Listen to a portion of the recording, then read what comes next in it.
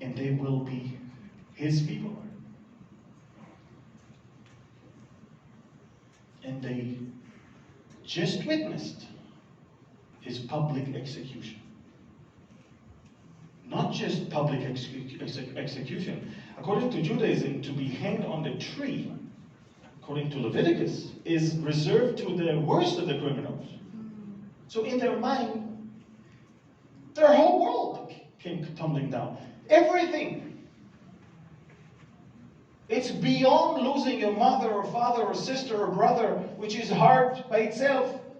It's losing the hope of your salvation, the majesty and the kingship and the glory of everything you had hoped will happen right now. Not to mention later on, think about it, the loss of Jesus for the disciples that Friday or Thursday, depends what, I never understood why we care about. It's the same thing that happened to the rest of the Jews when they saw their temple in flames in the year 70. Everything, all their world is gone. So those women go not to find a living person, they go to take care of a dead body.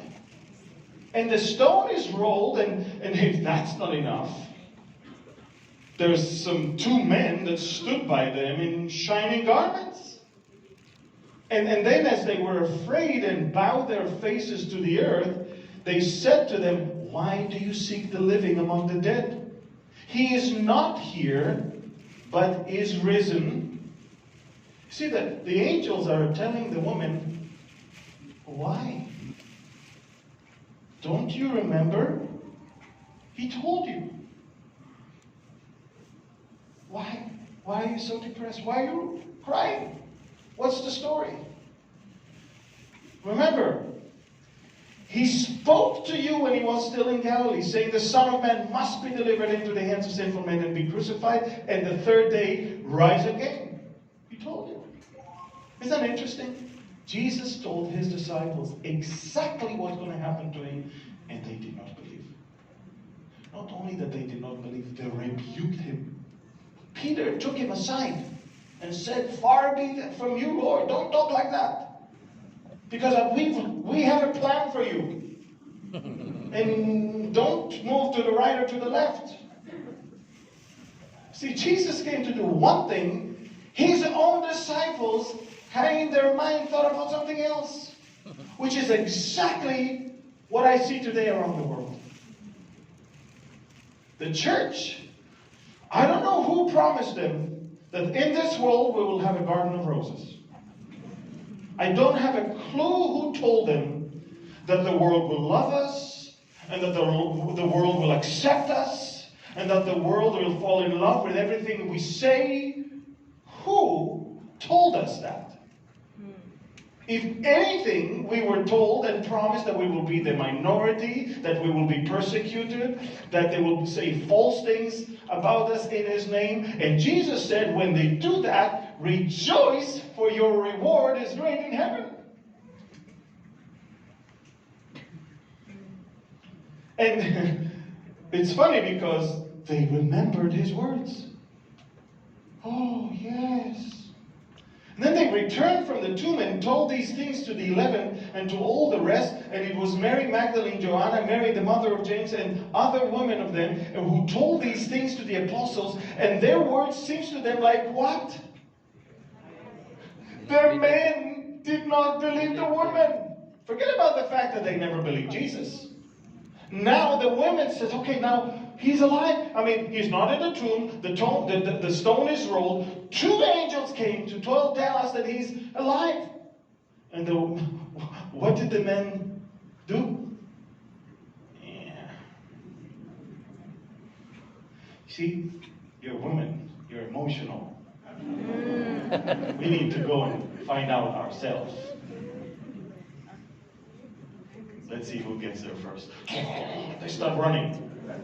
John and Peter ran, and who outran who? John outran Peter. But who got into the grave first? Peter. We have to set these records straight. Ladies and gentlemen,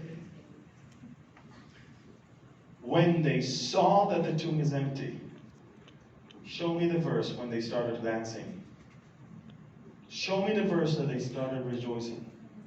Show me the verse that they started singing, praising, happy, great, wonderful. Go on.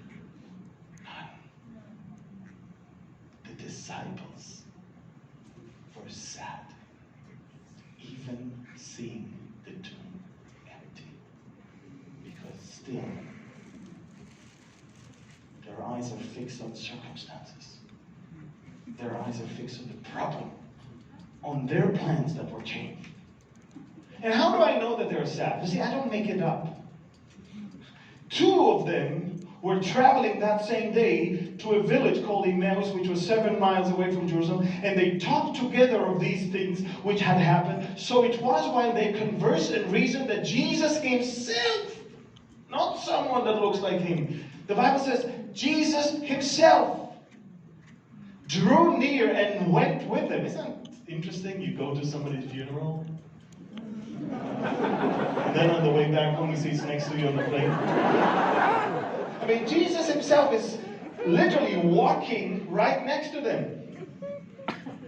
But their eyes were restrained, so they did not know him. Why their eyes were restrained? I'm asking you, why? Why do you think they did not know him?